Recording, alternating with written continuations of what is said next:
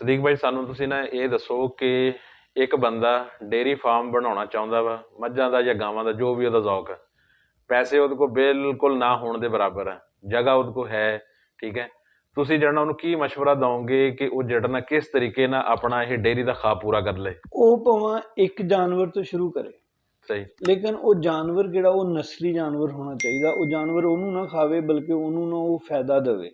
ਉਹਦੇ 'ਚ ਉਹ ਇੱਕ ਤੋਂ ਸ਼ੁਰੂ ਕਰ ਲਵੇ, ਉਹਦੇ 'ਤੇ ਆਪਣੀ ਮਿਹਨਤ ਕਰੇ, ਅੱਲਾਹ ਪਾਕ ਉਹਦੇ 'ਚ ਬਰਕਤ ਦਊਗਾ। ਇੱਕ ਦੋ ਜਾਨਵਰ ਕਰੇ, ਲੇਕਿਨ ਉਹਨਾਂ ਨੂੰ ਕਾਰੋਬਾਰ ਦੀ ਸ਼ਕਲ 'ਚ ਕਰੇ। ਅਗਰ ਉਹ ਦੋ ਚਾਰ ਜਾਨਵਰ ਤਾਂ ਹਰ ਬੰਦੇ ਕੋਲੇ ਹੁੰਦੇ ਆ, ਜਾਂ ਜੀ ਜੀ ਇੰਨਾ ਕੁ ਤਾਂ ਹੁੰਦਾ ਨਾ ਇੰਤਜ਼ਾਮ। ਜੀ ਜੀ ਉਹ ਬਿਲਕੁਲ ਜਾਨਵਰ ਕਿਹੜੇ ਨੇ, ਉਹ ਨਸਲੀ ਜਾਨਵਰ ਲਵੇ, ਜਿਨ੍ਹਾਂ ਦਾ ਨਸਲੀ ਤੋਂ ਮਤਲਬ ਇਹ ਹੈ ਕਿ ਉਹਨਾਂ ਦੀ ਦੁੱਧ ਦੀ ਐਵਰੇਜ ਹੈ ਨਾ ਕਮ ਸੇ ਕਮ ਆਪਣੇ ਬਾਹਰ ਦੇ ਲਿਹਾਜ਼ ਨਾਲ ਤਾਂ ਇਹਨੂੰ 0 ਤੋਂ 15-20 ਲੀਟਰ ਤੇ ਕਦੋਂ ਜਾਨਵਰ ਆਉਂਦਾ ਨਾ ਫਾਰਮ ਚੋਂ ਕੱਢ ਦਿੰਦੇ।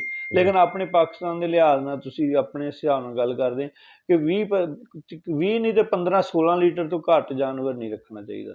ਯਾਨੀ ਕਿ ਦੁੱਧ ਦੀ ਐਵਰੇਜ ਉਹਦੀ ਇੰਨੀ ਹਾਂਜੀ, ਹੋਵੇ। 15-16 ਲੀਟਰ ਕਿਹੜਾ ਜਾਨਵਰ ਦਾ ਦੁੱਧ ਹੋਵੇ। ਇਹਦੇ ਇੱਦਾਂ ਦੇ ਕੋਈ 2-3 ਜਾਨਵਰਾਂ ਤੋਂ ਸ਼ੁਰੂ ਕਰੇ ਨਾ ਕੰਮ, ਫਿਰ ਉਹਨਾਂ ਦੇ ਬੱਚਿਆਂ ਦੀ ਮਿਹਨਤ ਕਰੇ, ਅੱਲਾਹ ਪਾਕ ਉਹਦੇ 'ਚ ਬਰਕਤ ਇਹ ਜਾਨਵਰ ਕਿੰਨੇ ਕੁ ਅਸੀਂ ਦਾ ਆ ਵੀ ਜਾਏਗਾ? 2-4 ਤੋਂ ਸ਼ੁਰੂ ਕੀਤਾ ਵਾ। ਹਰ ਬੰਦਾ ਪਹਿਲੇ ਤਾਂ ਨਹੀਂ ਨਾ 20-25 ਗਾਵਾਂ ਲੈ ਕੇ ਬਹਿ ਜਾਂਦਾ। ਜੀ ਜੀ, ਮੈਂ ਕਹਿ ਰਿਹਾ ਕਿ ਇਹ ਜਿਹੜਾ ਜਾਨਵਰ ਇਸ ਟਾਈਮ ਗਾਏ ਜਿਹੜੀ ਹੈ, ਮਤਲਬ ਇੱਕ ਤੋਂ ਸ਼ੁਰੂ ਕਰਦਾ, ਕਿੰਨੀ ਕੁ ਜਿਹੜਾ ਨਾ ਕੀਮਤ ਦੀ ਜਿਹੜਾ ਹੋਏਗੀ ਗਾਏ?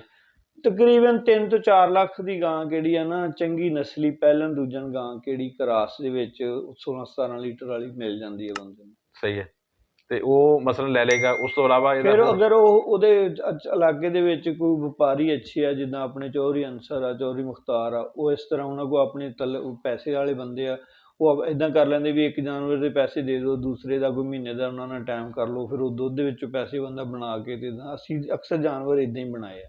ਅੱਛਾ, ਇੱਦਾਂ ਜਿਹੜਾ ਨਾ ਮੁਮਕਿਨ ਹੋ ਜਾਂਦਾ? ਹਾਂਜੀ, ਇਹ ਵੀ ਮੁਮਕਿਨ ਆ, ਲੇਕਿਨ ਇਹ ਵੀ ਤੁਸੀਂ ਪੈਸੇ ਉਹਨਾਂ ਨੂੰ ਵਾਪਸ ਕਰੋ ਸਹੀ, ਮਹੀਨੇ ਡੇਢ ਦੇ ਵਿੱਚ ਕਰਕੇ। ਉਹਨਾਂ ਕੋਲ ਪੈਸੇ ਉਹਨਾਂ ਦੇ ਥੱਲੇ ਰੱਖੋ, ਮਹੀਨੇ ਡੇਢ ਮੈਨੂੰ ਉਹ ਵਾਪਸ ਕਰ ਦਿਓ, ਅੱਗੋਂ ਹੋਰ ਜਾਨਵਰ ਲੈ ਲਓ।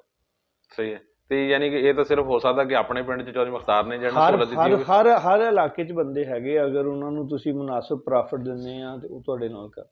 ਸਹੀ ਹੈ।